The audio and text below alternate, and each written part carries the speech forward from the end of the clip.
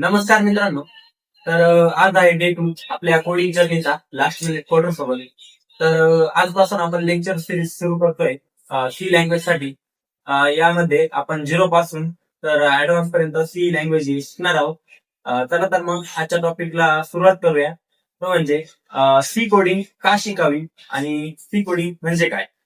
तर basically C coding ही खूप fast, powerful आणि जनरल पर्पज लँग्वेज आहे, जी 1972 मध्ये डेनिस रिच्चे यांनी बेल लॅब्स मध्ये डेव्हलप केली. सी ही एक लो लेवल लँग्वेज आहे, पण सी ला आपण मिडल लेवल लँग्वेज सुद्धा म्हणू शकतो.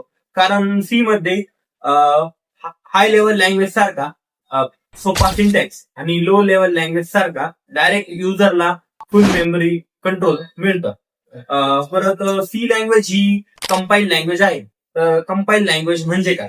तर कंपाईल लँग्वेज म्हणजे आपण लिहिलेला सी कोड हा कंपायलर नावाच्या सॉफ्टवेअर मधून मशीन कोड मध्ये कन्वर्ट होतो. आणि हा मशीन कोड खूप फास्ट असतो, कारण हा कोड डायरेक्ट कम्प्युटरच्या सीपीयू ला समजतो.